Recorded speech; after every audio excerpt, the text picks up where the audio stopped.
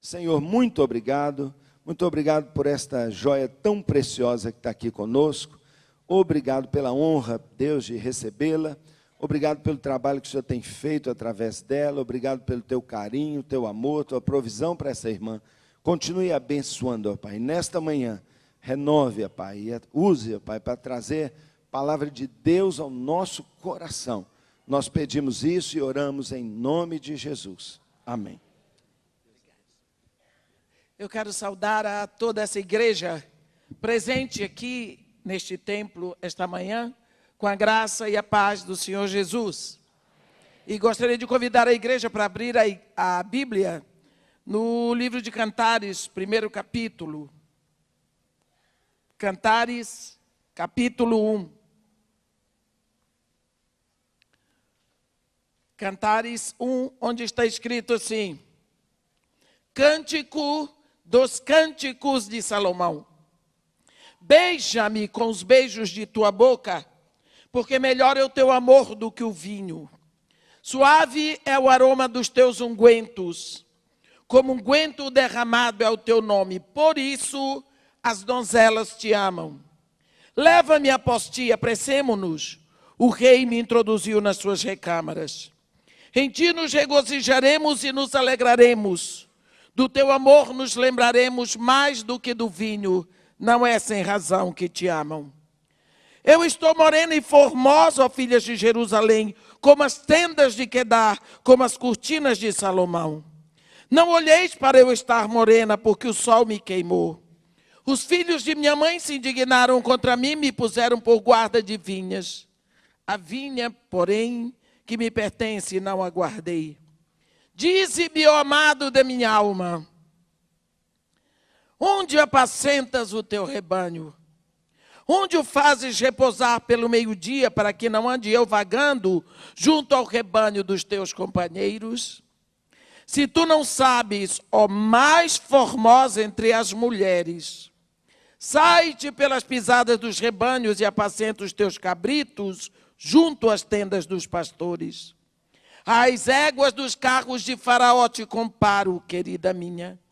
Formosas são as tuas faces, entre os teus enfeites, o teu pescoço com os colares. Enfeites de ouro te faremos, com incrustações de prata. Amém. Esse livro, tão pouco pregado na igreja, e às vezes tão mal entendido, é seguramente, na minha humilde opinião, o livro mais evangelístico do Antigo Testamento. Ele começa com uma expressão superlativa do hebraico, o hebraico que diz santo dos santos, que diz senhor dos senhores, que diz rei dos reis, também diz cântico dos cânticos. É o maior e mais importante de todos os cânticos, uma vez que a Bíblia nos diz, em 1 de Reis 4, no versículo 32, que Salomão compôs 5.005 cânticos, mas este é o maior e o mais profundo de todos. Uma das coisas que nós podemos lembrar é que quando Deus criou o homem, Deus fez o corpo do homem, Deus fez a alma do homem, mas Deus não podia estar conectado ao corpo nem à alma, porque Deus é espírito. Então Deus criou um espírito no homem. A Bíblia diz, na verdade, há um espírito no homem e o sopro do Todo-Poderoso faz entendido. A Bíblia também diz em 1 Tessalonicenses 5, 23, quando Paulinho de Tarso diz para nós assim: seja o vosso espírito, alma e corpo mantidos íntegros e incorruptíveis para a vinda do Senhor Jesus. Também, nós sabemos que Deus, quando cria um espírito no homem, esse espírito do homem vai estar conectado em Deus, que é espírito.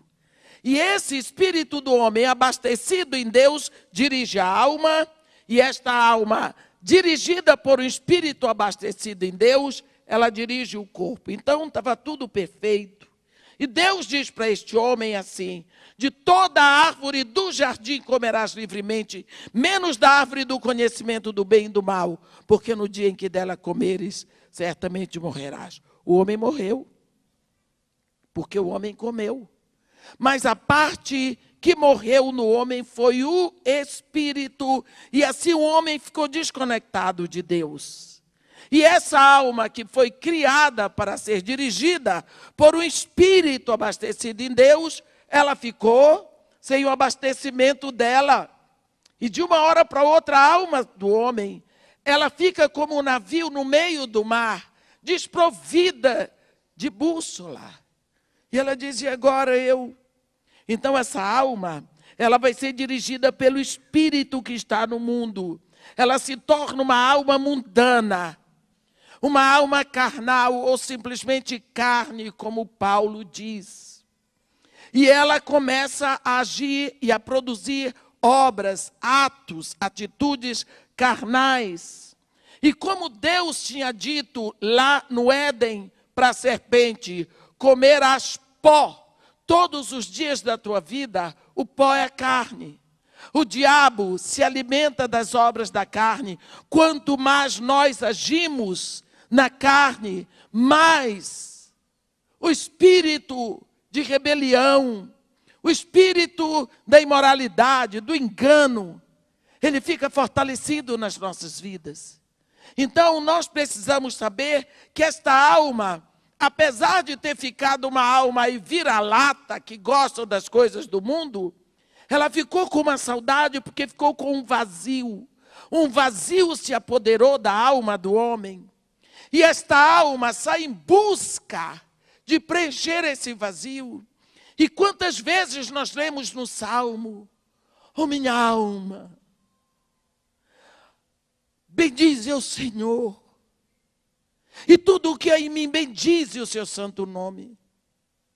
Minha alma, bendize o Senhor, não te esqueças de nenhum só dos seus benefícios. Como a corça suspira pelas correntes das águas, assim a minha alma suspira por ti, ó Deus. A minha alma necessita de ti. A minha alma está seca, precisando de ti. Essa foi a alma do homem, como ficou depois do pecado. E quantas vezes nós vemos o livro de Eclesiastes, é o grito todinho de uma alma em sequidão, buscando preencher o seu vazio. E ela busca preencher o seu vazio com as festas, com o poder, com o vinho, com as riquezas, mas ela não consegue. Então, no final ela grita: tudo é vaidade. Eu tentei tudo, mas é como correr atrás do vento. Mas quando termina o livro de Eclesiastes, no primeiro capítulo de Cantares, esta alma encontra o preenchimento do seu vazio. E quando esta alma encontra, ela grita para ele: oh, beija-me com os beijos de tua boca, porque melhor é o teu amor do que o vinho. Suave é o aroma dos teus ungüentos, como unguento derramado é o teu nome, por isso as donzelas te amam. Leva-me após ti, apressemo-nos. O rei me introduziu nas suas recâmaras. Quando, às vezes, você vem lendo Eclesiastes e você entra no primeiro capítulo de Cantares, você diz: tem um livro erótico. Aqui na Bíblia, um livro que fala de beijos de boca. Um livro que fala de seios. Parece que seio é coisa imoral. Só se for o seio da mãe de quem pensa, né? Deus não ia criar uma coisa tão útil na mulher e tão linda, segundo ele. Beija-me com os beijos de tua boca. O pessoal pensa logo beijo de língua. Deixa eu dizer para vocês rapidamente. Eu morei no Iraque 3 anos. Meu marido era engenheiro da Petrobras. Ele foi lá para servir como gerente de apoio da Petrobras Internacional.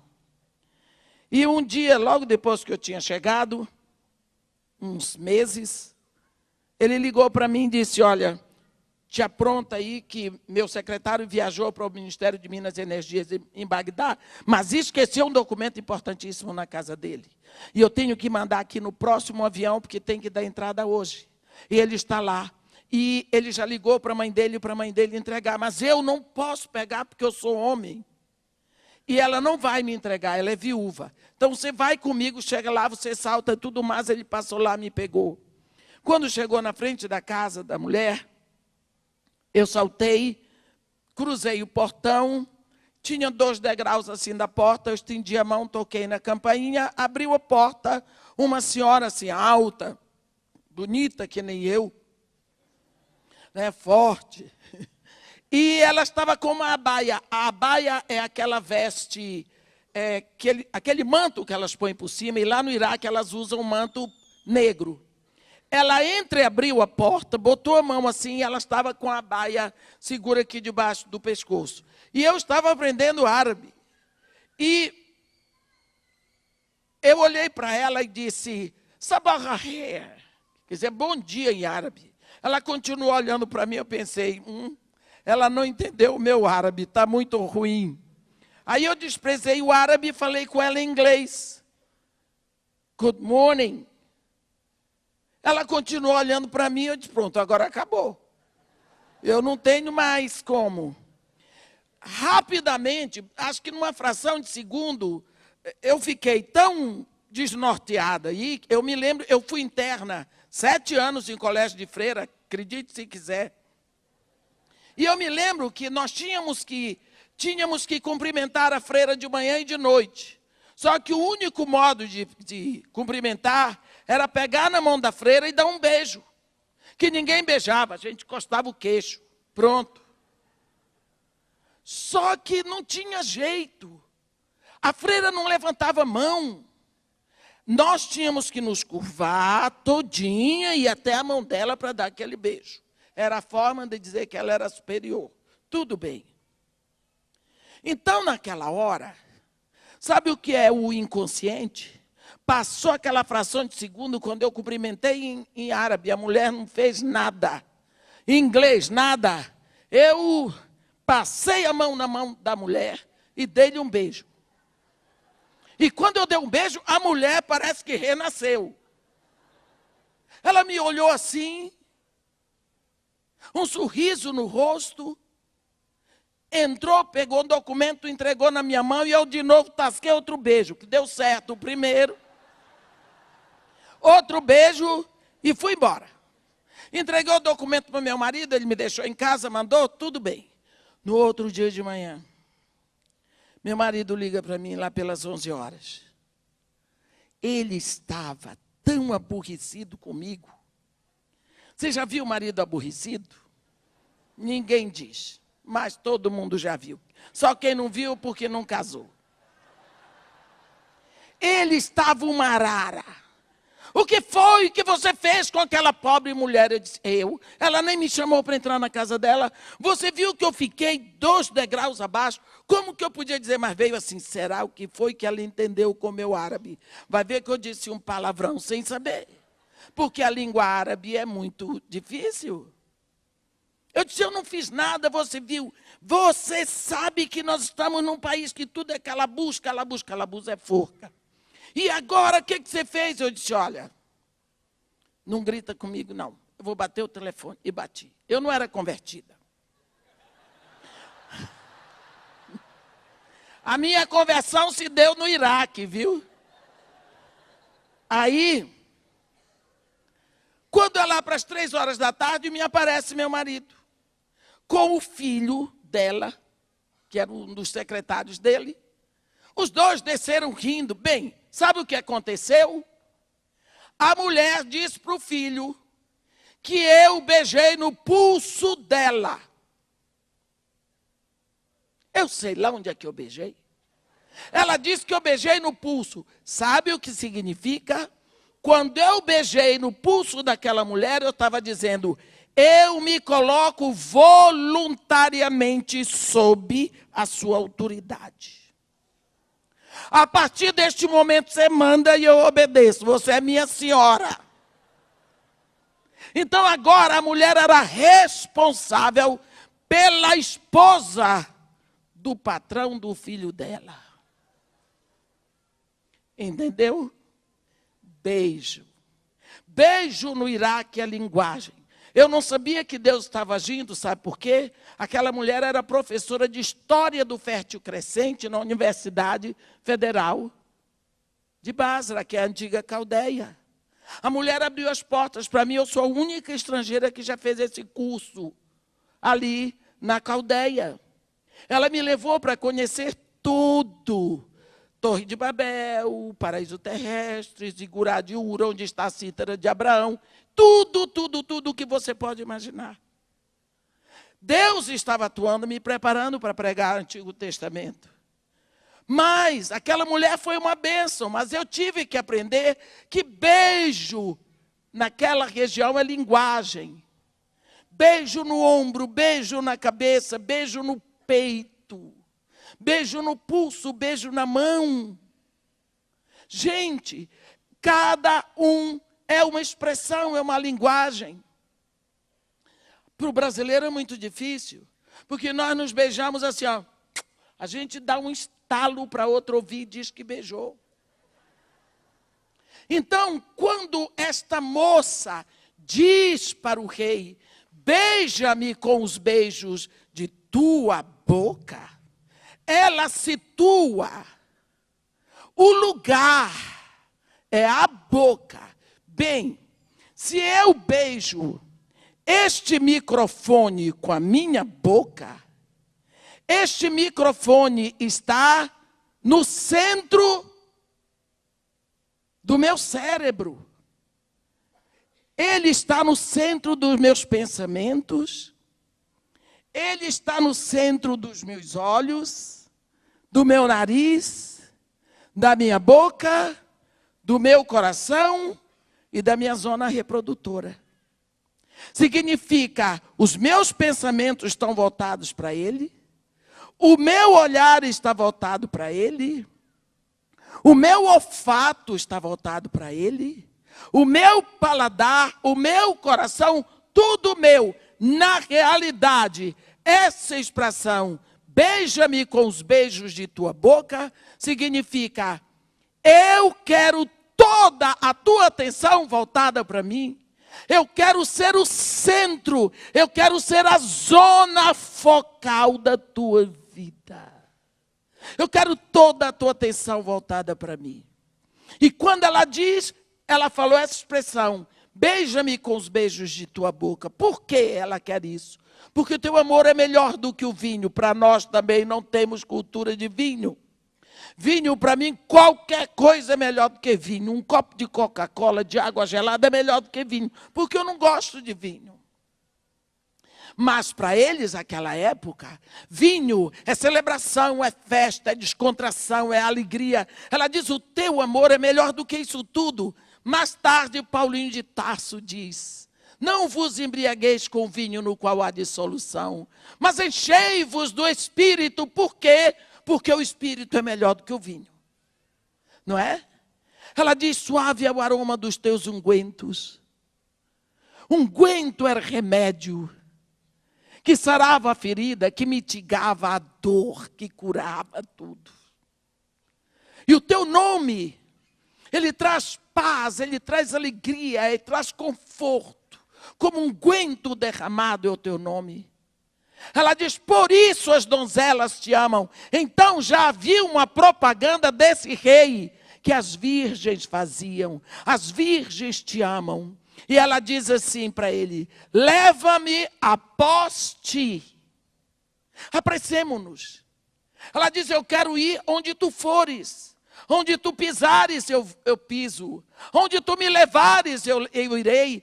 Ela se rendeu em total confiança àquele rei. Ela não disse, eu quero ir contigo. Ela disse, eu quero ir após ti. Total rendição. Sabe quando você levanta as mãos em adoração? Você está dizendo mãos ao alto. Não tenho mais nenhuma resistência. Eu me entrego todo. Foi isso que essa mulher fez. Leva-me após ti. apressemo-nos. Ela não queria mais perder tempo. Ela já tinha perdido muito tempo na vida dela. Aí ela diz, o rei me introduziu nas suas recâmaras. Olha, quantos lugares para se levar essa moça, que aqui representa uma recém-convertida. Aqui é a história de toda a igreja representada numa mulher. E esse rei é Jesus. Ele a leva para suas recâmaras, para sua intimidade. Pronto. Como Cantares é um livro poético, ele é escrito naquela forma antiga do teatro grego. Vocês conhecem, vocês são batistas. Então, vocês estão acostumados com hino, não é? Parece que não é não, mas... Vocês lembram, aqui alguém cantava hino na igreja? Tem um hino que todo mundo conhece, que ressalta, que enfatiza a fidelidade de Deus. Tu és fiel, Senhor, meu Pai Celeste. Quem conhece aqui? Ah, sabia, ó. Sabia, sempre tem. Tem batista, tem alguém que conhece hino. Esse hino enfatiza a fidelidade de Deus. E então ele tem coro. A igreja toda canta assim. Tu és fiel, Senhor, meu Pai Celeste, pleno poder a teus filhos darás. Nunca mudaste, tu nunca faltaste. Tal como eras, sempre serás. Aí vem o coro. Tu és fiel, Senhor, tu és fiel, Senhor. Dia após dia com bênção sem fim. Tua mercê me sustenta e me guarda, tu és fiel, Senhor, fiel a mim. Aí entra de novo. Pleno perdão, tu dás em segurança, né? Aí entra o coro. Tu és fiel. Então, para que serve o coro? O coro serve para enfatizar, repetir a intenção do que está sendo dito, não é? Então aqui entra o coro. Todas as vezes que vocês verem em Cantares, coro, sabe que ele vai enfatizar o que foi dito. Aí o coro aqui diz, em ti nos regozijaremos e nos alegraremos, do teu amor nos lembraremos mais do que do vinho, não é sem razão que te amam. Pronto. Agora você vai ver que a última coisa que essa mulher disse foi, leva-me após ti, apressemo-nos, o rei me introduziu nas suas recâmaras. Glória, a mulher agora vai ter um ataque neurótico do sentimento de menos-valia. Vocês viram? Primeiro a mulher dizia assim, oh, beija-me com os beijos de tua boca, porque melhor é o teu amor do que o vinho. Oh, suave é o aroma dos teus ungüentos, como unguento derramado é o teu nome. Por isso as donzelas te amam. Leva-me após ti, apressemo-nos. O rei me introduziu nas suas recâmaras. Agora ela diz, ai, eu estou morena e formosa, como as tendas de Quedar, como as cortinas de Salomão. Não olheis para estar morena, o sol me queimou. Os filhos de minha mãe se indignaram contra mim e me colocaram por guardas de vinhas. A vinha, porém, que me pertence, esta não guardei. Uau! Foi o que aconteceu com ela. Ela foi introduzida na intimidade do rei. Ei, vou dizer para você, quantos de nós queremos andar e prosperar espiritualmente sem nunca ter ido às recâmaras do rei, sem conhecer a que rei estamos servindo?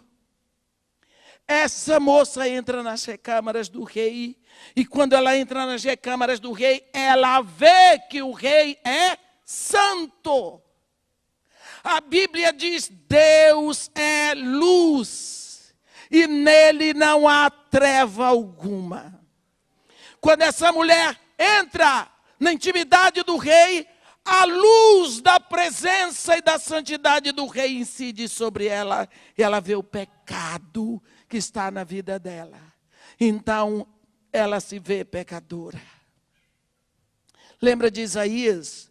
Você vem lendo o livro da profecia de Isaías, e ele vem profetizando, e é um estilo tão lindo, até hoje tem tanta gente que quer imitar e fica só no eis que.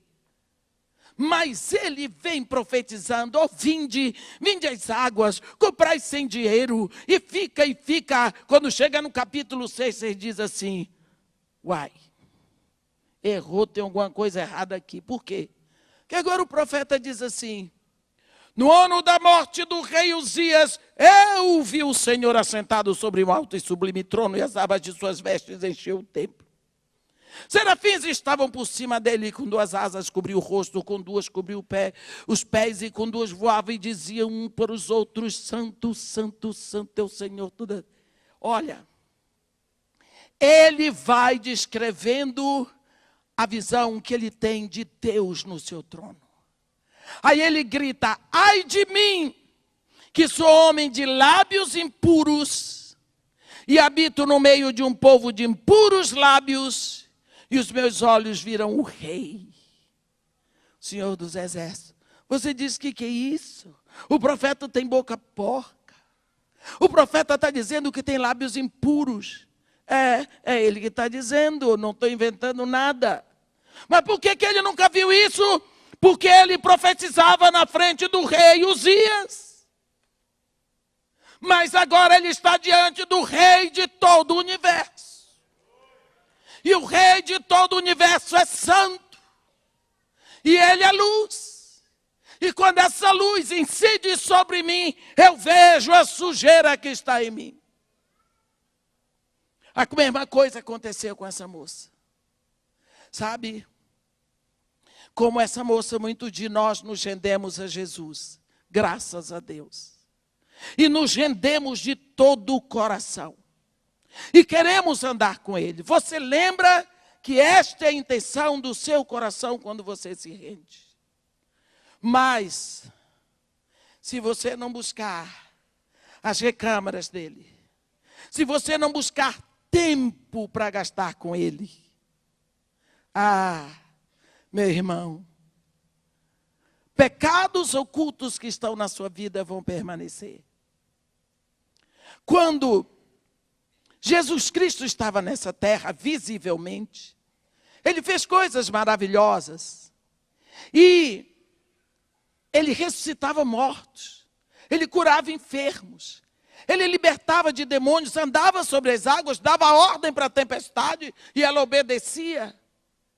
Ora, se eu fosse discípula de Jesus naquela época, eu ia dizer para ele, mestre, por favor, me ensina como é que ressuscita morto.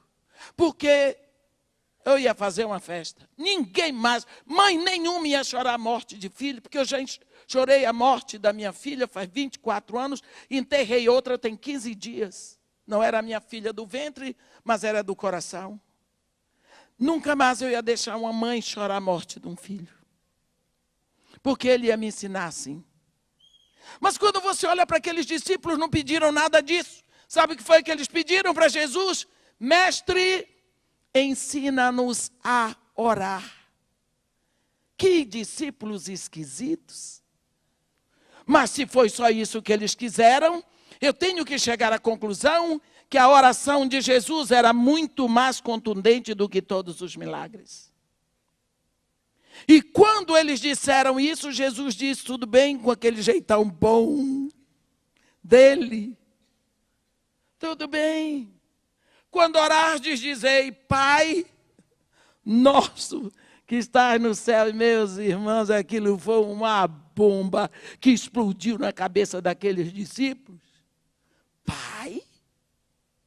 Como é que nós vamos chamar Deus de Pai? Aqueles discípulos conheciam todas as orações do Antigo Testamento, mas eles nunca viram um rei, um profeta, um sacerdote, patriarca nenhum, nem Abraão, nem Moisés, nem Davi, chamar a Deus de Pai.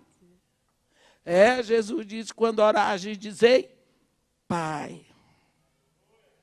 Mas tu, sozinho, entra no teu quarto e fecha a porta. E eu acrescento, e deixa o mafioso do telefone lá fora. Entra no teu quarto e fecha a porta.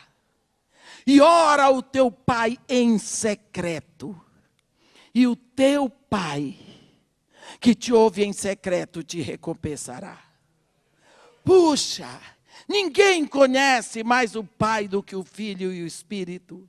E se o Filho me diz, quando eu for orar, para eu chamar Deus de Pai, é porque o Pai quer ser chamado de Pai. Eu fico agoniada quando eu vejo o crente dizer assim: Senhor Deus, o que? Pai. Para todo mundo ele pode ser Senhor Deus, mas para mim ele é Pai. Ele é Senhor Deus também, mas acima de tudo Pai. Porque só Jesus poderia me fazer filha. Entra no teu quarto. Pai. Pai tem colo acessível. Pai tem mãos que sustentam e que disciplinam. Pai tem o melhor pescoço para você esconder seu rosto. Pai tem o melhor abraço. Ele dá segurança. Pai tem um perfume especial. Não é? Pai. Pense você, meu irmão. Você que está me ouvindo. Sua filha chega de longe, ou seu filho, na universidade, e diz: pai, vem cá. O que é, meu filho? Vem cá. Abraço. Minha filha, o que é? Só quero ficar aqui. Quero cheirar seu cangote. Quero lhe abraçar. Quero ouvir a batida do seu coração. Estou com saudade. Você aperta mais ainda o seu filho e ouve aquele filho dizer: pai, pai, pai, pai. Às vezes você diz: eu vou orar, não tenho nada para dizer para Deus, mas quem disse que é para dizer? Chame pai. E fique ouvindo. Quem sabe ele diz alguma coisa para você? No seu coração vem uma impressão. Enquanto você está ali agarrada naquele pai, vai vir a lembrança do rosto de uma pessoa. Entregue aquela pessoa ao pai. Vai vir uma preocupação com o seu pastor. Entregue seu pastor ao pai. E assim você se torna um intercessor junto ao pai. Pai. Mas à medida que você vai chegando à presença do pai, a luz dele incide sobre você. E aqueles pecados velhos, ocultos na sua vida, vão chegando à tona. E você vai entregando, e ele vai limpando. E dessa forma você vai crescendo. É como se Deus estivesse sempre tocando em dó maior. E você chegasse lá num si bemol menor. E ele vai afinando você. Vai afinando. Pense se você toca violino e vem aqui para acompanhar aquele teclado. Você vai ter que afinar o seu instrumento para ficar na mesma tessitura do teclado. Assim Deus vai nos afinando. Vai nos afinando. Vai nos afinando até que um dia nós estamos tocando em dó maior com ele. Ele vai trazendo você aos poucos. Ele não machuca a cana quebrada. Mas você nunca vai lá. Irmã, alguém me pergunta: há quanto tempo a senhora prega? 25 anos. Como a senhora faz para ter revelação todo dia para pregar? Ué, sento na mesa com ele, acha que eu vou tirar de onde? Não compro isso no supermercado. De mim mesma não sei nada. Lembra daqueles discípulos de Emaús? Andaram com Jesus o domingo todinho. Eu não sei como é que Jesus, no domingo da ressurreição, ele ressuscitou. Era para tirar um: pai, vou dar uma descansada aqui. Não, foi andar com o discípulo. Andaram o domingo todo. E a Bíblia diz que Jesus Cristo explicou de Gênesis, passando por todos os profetas, desde Moisés. Quando foi no final do dia, chegam à frente da entrada de Emaús, Foi convidado, entrou, porque não tem jeito. Convidou, ele vai. Chegou na casa dos discípulos, Jesus Cristo ensinando. Mestre gosta de ensinar e discípulo gosta de ouvir. Chegou na hora da ceia, convidou para a mesa, ele foi. E na ceia da mesa do discípulo, ele manda. Lá, tomou o pão, agradeceu, se revelou. Pronto. Oh, Por que Jesus não se revelou no caminho? Porque Jesus gosta de se revelar a quem se assenta com Ele. Tome tempo para estar com Ele e com sua palavra. E Ele vai se revelando a você. Ele podia ter se revelado no caminho, dizia para os rapazes, sou eu, vocês não estão me reconhecendo, mas sou eu. Aparecia e desaparecia, mas Ele não é pecador que nem eu. Ele esperou o momento oportuno. E o momento oportuno é quando você se assenta com Ele. Essa moça se rendeu como você se rendeu um dia. De todo o coração. Não é? Mas ela entra na intimidade dele e vê que ele é santo. Aí começam a aparecer os pepinos. Ela viu que não era digna. Ela começou, então, a dizer, olha, eu não sou digna. Eu estou toda suja. Ela se compara às tendas de Quedar. Quedar é uma população que vive pelo deserto, armando e desarmando tendas. Ela disse, como as tendas de Quedar, naquela época, eles matavam o animal, tiravam o couro, depois que secava, eles emendavam uma na outra, botavam 3 estacas de pau e cobriam com aquilo. Então, quando você vê no deserto uma tenda de Quedar, é horrível a aparência, toda empoeirada. Ela disse, não olhem para mim. Eu fui exposta ao sol. O sol me queimou, sofri abuso do mundo. Aí vem um problema, uma ferida familiar horrível. Ela diz, os filhos de minha mãe se indignaram contra mim. E me botaram por guarda de vinha. Essa moça não diz os meus irmãos. Ela diz os filhos de minha mãe. Você viu que problema familiar que surge agora? Na época de Jesus, trabalho de vinha era trabalho de homem. Na época de Salomão, você imagina essa moça ser posta para capataz de vinhateiros no deserto. Quanto abuso ela sofreu. Quanto ela sofreu, porque ali não tinha nenhum crente. Como ela foi desrespeitada. E ela diz, a vinha que me pertencia, esta eu não guardei. Então aqui ela lamenta o tempo perdido.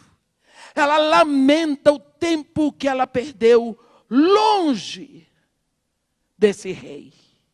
Quantas vezes, eu não sei se você foi convertido depois de adulto, você diz assim, por que que Deus não me chamou logo? Quando eu era menor, quando eu era mais jovem, quando eu era adolescente, eu não teria feito tanta bobagem na vida. Não é?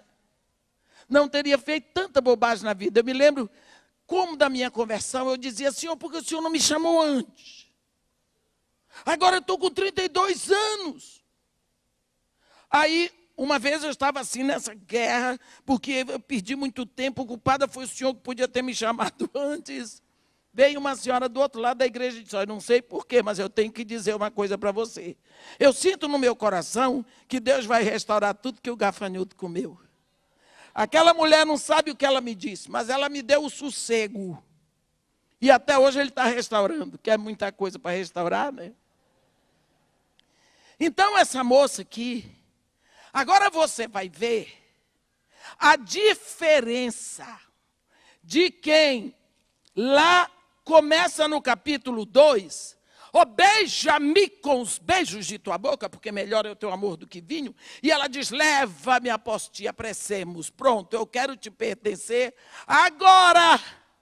Depois que ela viu que o rei é santo e ela é uma pecadora, ela chega com outra conversa. No versículo 7. Dize-me, amado da minha alma, Onde apacentas o teu rebanho? Onde o fazes repousar pelo meio-dia, para que não ande mais eu vagando junto ao rebanho dos teus companheiros? Você viu que ela deu uma recuada? Não sou digna. Eu não posso pertencer ao rebanho dele, porque eu sou suja e ele é santo. Começa a vir aquela culpa. Eu não sou digna, não é mesmo. Mas e daí? Ele sabe. Aí ele vira para você e diz assim: fique quieta, preocupa não. Não foi você que me escolheu, não, senhor. Pelo contrário, fui eu que te escolhi. E te designei para que vás e dê fruto, e o teu fruto permaneça, para que nisso seja glorificado meu Pai. Portanto, não pensa você que você podia me escolher, não. Fui eu que escolhi você, agora está escolhido, acabou. E ela diz, e é tão interessante, quando ela diz: onde fazes repousar o teu rebanho pelo meio-dia. Você sabe que meio-dia, essa expressão significa o momento da aflição. Porque o sol de meio-dia naquela região, meu irmão, chega por volta de 60 graus. Ninguém sai na rua se não houver muita necessidade. Usa-se muito pano cobrindo e anda-se rápido, para que o pano não apenas impeça que a areia do deserto venha com o vento e entre pelos seus poros, mas também porque refresca um pouco o corpo. Eu me lembro que eu botava panelas de água no freezer grande e deixava as duas banheiras cheias d'água. E quando o ônibus escolar chegava na minha porta, eu jogava uma panela daquela, panela grande, dentro de um e dentro da outra banheira, para meus filhos tomarem banho. Porque a água que vem, já vem tão quente, que é insuportável. E depois enchia a banheira para a terceira, que era para o meu marido quando chegasse. De tão quente que é. De tão quente. Esse é o sol do meio-dia, é a expressão da dor. O que ela está dizendo aqui para ele: onde é? Como é que tu repousas o teu rebanho? Como é que tu cuidas do teu rebanho? No momento da aflição, no momento da dor, no momento do divórcio, no momento do desemprego, no momento do luto, como tu cuidas do teu rebanho? Nesses momentos. Aí, agora o rei vai falar. A mulher falou até agora, né? Agoniada, falou até agora. Só no versículo 8 você vai ver o rei falar. Ele diz: se tu não sabes, ó mais formosa entre as mulheres. Você diz: como? A mulher está dizendo que é toda suja, toda feia, toda arrepiada. Ele diz: mais formosa, lógico, é dessa forma que ele olha para nós. Quem vai dizer não? Eu aceito, pode me chamar do que quiser, não tem problema, Jesus Cristo me acha linda, acabou. Ele diz: todas as coisas fez Deus formosas, no seu devido tempo. Então, se foi Deus que me fez, não põe defeito não, que é obra dele. Acabou. Por isso eu não desfaço nada do que ele fez. Nada de chapinha, que o cabelo que ele fez foi esse. Trabalhoso, mas foi ele que fez. Pronto. Agora ele diz: se tu não sabes, o mais famosa entre as mulheres, sai-te pela pisada dos rebanhos e apacenta os teus cabritos junto às tendas dos pastores. Olha o que ele está dizendo. Minha querida, você sabe que eu sou Jeová pastor. Eu sou Jeová Deus pastor. Eu tenho o meu rebanho na terra. E desde que eu comecei o meu rebanho na terra, eu venho conduzindo este rebanho através da queda, através do dilúvio, através dos patriarcas da escravidão no Egito, no deserto, através das guerras, através das invasões. Eu, Jeová, pastor, venho trazendo o meu deserto, o meu rebanho.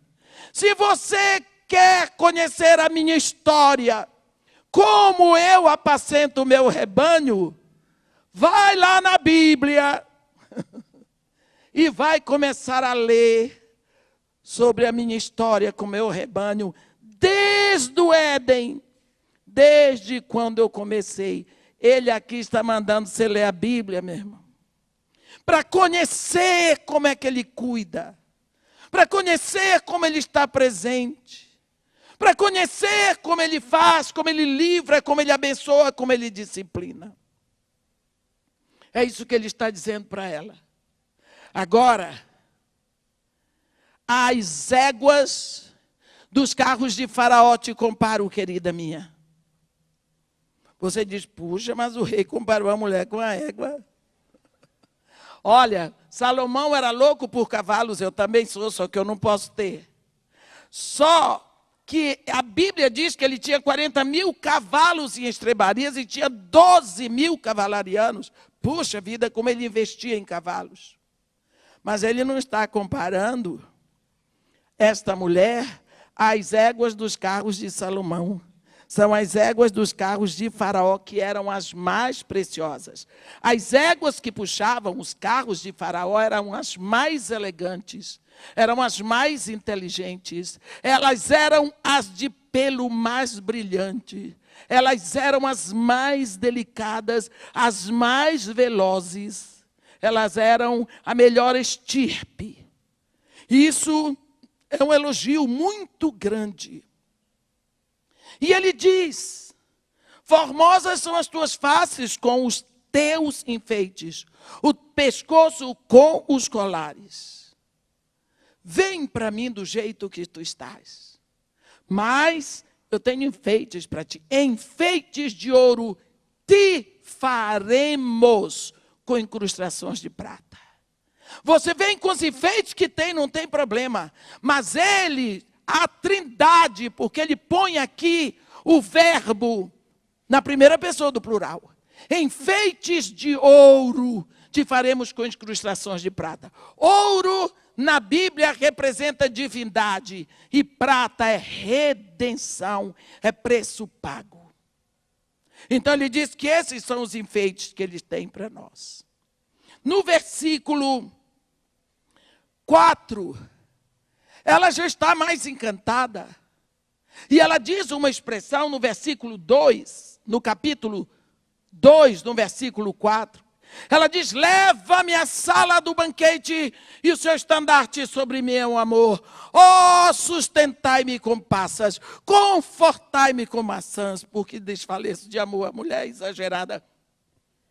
Ela diz assim, não aguento mais, me belisque para ver se é verdade. Eu vou desmaiar de tanto amor. Você pensa, sala do banquete do rei. Vai ter o banquete do rei. Chama-se o rei da Arábia Saudita. Levanta-se o estandarte da Arábia Saudita e conduz o rei até o seu lugar à mesa. Toca-se a trombeta, anuncia-se a rainha da Etiópia. Levanta-se o estandarte da Etiópia e levanta. Chama-se Edmeia.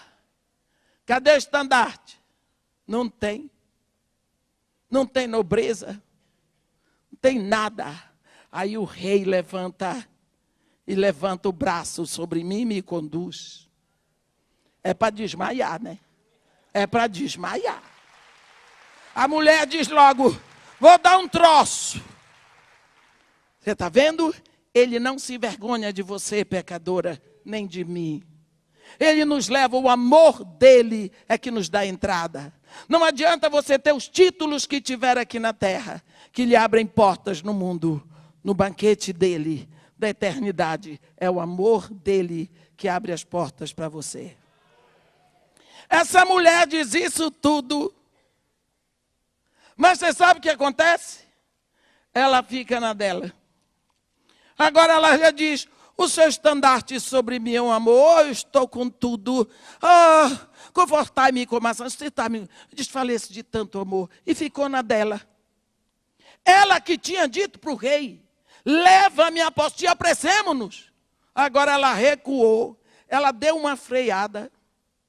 No capítulo 2, no versículo 10, aí ela diz assim, o meu amado fala e me diz, o que é que ele diz? Levanta-te, querida minha, formosa minha, e vem.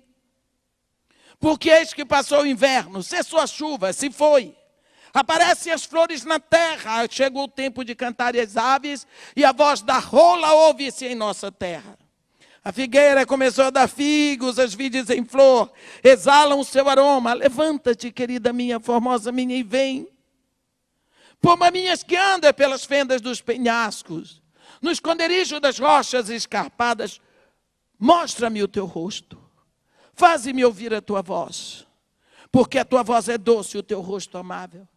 Ela diz, apanhai-me as raposas e as raposinhas que devastam os vinhedos, porque as nossas vidas estão em flor. Presta atenção. Sabe quando você se entregou a Jesus Cristo, que você se rendeu com todo amor, com todo empenho, eu vou, e tudo, e depois você foi ficando sossegadinho, você se conforma em botar CD evangélico no carro para ouvir, você se conforma de vir ao culto, você foi esfriando. Aconteceu isso na vida dessa mulher. E ele vai lá e diz, levanta-te. Você está esperando que ele vá lá levantar você? Talvez ela estivesse. Então você se levanta e vem. Não foi você que disse, eu quero ir após ti? Agora vem. E ele diz para ela, olha, abre o olho. Abre o olho. Porque você está vivendo numa estação errada. Você está por fora, desculpa a expressão. Por quê? Você está hibernada, mas o inverno, já era. Cessou a chuva, está vendo? Se foi, não prestou atenção nas estações. Quer ver uma coisa? Vou lhe provar que passou o inverno. Primeira coisa, aparecem flores na terra. Flores não aparecem no inverno. Chegou o tempo de cantarem as aves. Apruma o ouvido. Está ouvindo? Ouve-se a voz da rola em nossa terra. Figueira não dá figos no inverno. Mas olha lá para fora, você vai ver que a figueira começou a dar figos. Agora cheira. Está vendo? As vides em flor exalam o seu aroma. Então, levanta-te e vem. Por quê? Porque tu estás vivendo como se fosse inverno. Mas o inverno já passou há muito tempo, chegou a primavera. Se você não abriu o olho, a primavera passa. Porque assim como o inverno não esperou por você, a primavera não vai passar. Não vai esperar. Será que nós não estamos nessa situação? Fora do contexto? Será que as coisas não estão acontecendo lá fora e nós estamos guardadinhos na nossa casa, no nosso conforto, com o nosso carro bacana, o nosso emprego bom, hein? Numa redoma, as coisas acontecendo lá fora. Jesus Cristo, como ele disse, edificando sua igreja gloriosa, invadindo o inferno. As conversões acontecendo em massa entre os muçulmanos. 30 mil muçulmanos são convertidos a Jesus por ano na Algéria. 35 mil muçulmanos convertidos a Jesus no Marrocos. 50 mil muçulmanos convertidos a Jesus por ano na Arábia Saudita. 150 mil muçulmanos em toda a África, convertidos a Jesus. Surge a maior igreja do mundo em Lagos. Aí o diabo levantou um grupo para matar os cristãos. O lugar de maior população cristã no Iraque é o norte, a Síria, que hoje se chama Mossul. O cristianismo está tão forte, fundaram um Estado Islâmico ali perto do lugar onde foi a Torre de Babel, na Torre Espiral de Samara, só para matar crente. Matam crente como quem mata mosca. No Egito, na Síria, no Paquistão, na Índia, em todo canto. Essa hora nós estamos aqui, pode ter certeza que em algum lugar tem irmãos nossos tremendo diante de uma forca ou de uma faca afiada para passar no pescoço deles. Mas nós estamos vivendo no inverno. Estou protegido. Nem podemos levantar um clamor para que Deus fortaleça esses corações, para que os nossos irmãos não desmaiem na hora da dor. Você já enfrentou a morte.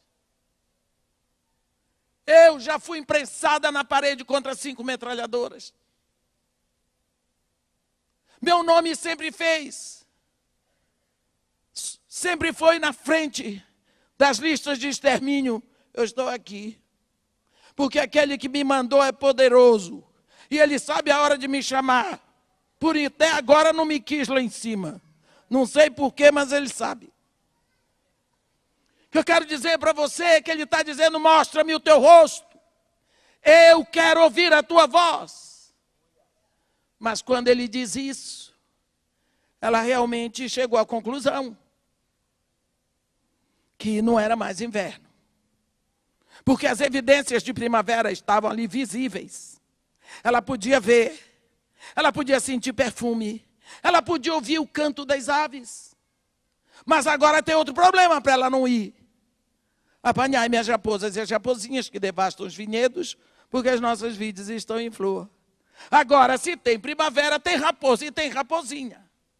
Uma pessoa que se rendeu ao rei totalmente, agora ela tem todas as desculpas para puxar o freio. E quem sabe dar uma ré. Meu irmão e minha irmã, como é que está a nossa vida hoje?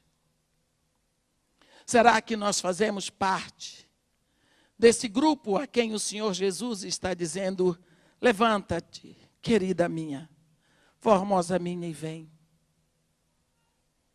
Tu, igreja, tu que andas pelas fendas dos penhascos no esconderijo da rocha escarpada, mostra-me o teu rosto. Quando nós vemos cantares, muitas vezes nós vemos Jesus Cristo dando para a sua igreja o título de pomba. Pomba minha, noiva minha, irmã minha, querida minha. Mas pomba. Pomba é uma expressão que ele usa muito para a igreja. Por que Jesus Cristo chama a sua igreja de pomba? A pomba na Bíblia é sempre uma expressão, é um dos títulos que se dá, os símbolos do Espírito Santo, por muitas razões que não posso explicar agora, porque é longo. Mas pomba. A pomba é um animal que ela encontrou uma abertura assim na parede, ela acasala ali. Ela faz barulho ali. Ela faz a habitação dela nos lugarzinhos apertados.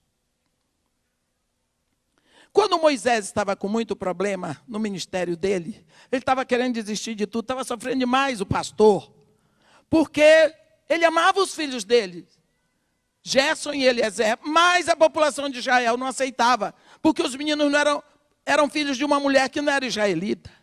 Então nem o titio Arão, nem a titia Miriam aceitavam os meninos, e aquilo fendia o coração de Moisés. Então ele estava sofrendo, era mais o tempo que os meninos não passavam com ele, e aquilo doía o coração dele. Depois também não estava entendendo o ministério dele, estava uma confusão, e ele era um homem muito polido. Ele era um homem clássico, ele era um príncipe egípcio. Ele sabia falar. Então ele foi para Deus, com toda a cultura dele, e disse: mostra-me a tua face. Uma forma super delicada de dizer: quero morrer. Porque ele sabia que ninguém podia ver a Deus e continuar vivo. Deus olhou para ele e disse para ele: tudo bem, Moisés, sobe a mim, vem aqui. Olha, quando ele chegou, bem junto a mim há um lugar, Moisés. Te colocarei na fenda da rocha. Colocarei sobre ti a minha mão, passarei diante de ti toda a minha bondade e a minha misericórdia. Mas o meu rosto não verás, não. Está pensando o quê, seu bobo? Que você me engana? Porque homem nenhum vai ver meu rosto e continuar vivo. Mas eu gosto quando Deus diz: Moisés, bem junto a mim há um lugar. Eu te colocarei na fenda da rocha. Há uma rocha fendida, aberta, esburacada, do lado do trono de Deus. E Deus diz que vai botar Moisés ali.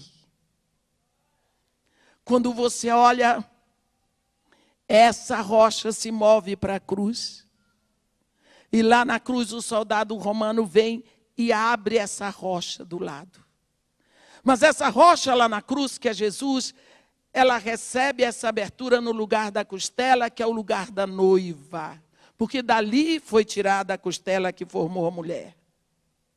E João diz que daquela abertura da rocha saiu sangue e água. Então, para você entrar naquele corpo, para morrer com ele e ressuscitar com ele, você tem que entrar por aquela fenda lateral. Você vai ser então lavado por aquela água e justificado naquele sangue. Então, quando todo mundo que entra por essa abertura lateral, por essa fenda da rocha, é a igreja. Ele está dizendo para a igreja: tu, pomba minha, que andas pelas fendas dos penhascos, no esconderijo das rochas escarpadas, mostra-me o teu rosto. Eu quero ouvir a tua voz. Será que Jesus está ouvindo a voz da igreja hoje? Será que Jesus está vendo o rosto da igreja? Que rosto Jesus está vendo hoje no século 21? Por que será que Ele nos redimiu para sermos a igreja do século 21? Que resposta nós estamos dando a Ele? Como essa mulher, um dia nós nos rendemos. Eu já vou terminar, só um minutinho. Como essa mulher, um dia nos rendemos. Como essa mulher, um dia nos entregamos. Como essa mulher, nós tivemos o desejo de andar com Ele. O que é que nos fez recuar? A ponto dele dizer: você está vivendo uma estação, quando eu já estou em outra. Vem comigo. Eu quero ouvir a tua voz. Mostra-me o teu rosto. É possível que hoje Ele esteja dizendo para você: nunca mais ouvi a sua voz. Você nunca mais escolheu um tempo para estar comigo sozinha. Entra no teu quarto e fecha a porta. E vem para mim. Porque eu já estou aqui. Vem. Mostra-me o teu rosto, igreja do século 21. Faze-me ouvir a tua voz. Porque o teu rosto é precioso para mim. O teu rosto é amável. Mas eu não estou vendo. A tua voz é doce. Mas eu não estou ouvindo. Eu quero ouvir a tua voz. Amém? Que Deus nos abençoe e nos guarde. Que faça resplandecer o seu rosto sobre nós. E tenha misericórdia de todos nós. Amém. Senhor Deus nosso Pai, de eternidade a eternidade o Senhor é Deus. O Senhor criou os céus e a terra e todos os universos visíveis e invisíveis. no tempo certo, segundo o seu coração.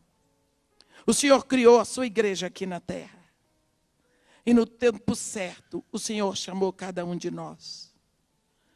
O Senhor nos colocou aqui para sermos mães, irmãos, filhos, pastores, evangelistas, mestres, na igreja do século 21.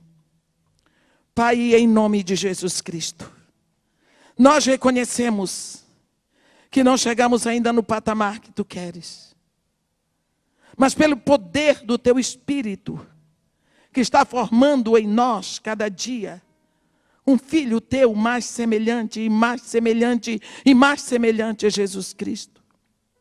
Faz que venha o fogo, esse fogo que nos batizou, e que queime os nossos corações, e que exploda, e quebre todo o empecilho, e que tire de nós toda a rebarba, que nos prende e que nos amarra, para que soltos como filhos Teus, nesse momento tão impressionante da história da igreja na terra, nós possamos Te servir, mostrando o nosso rosto, e levando a nossa voz como arautos filhos Teus, para que o Teu nome seja glorificado em nossas vidas, hoje e sempre. Essa é a oração, ó Pai, que nós fazemos em nome de Jesus. Amém.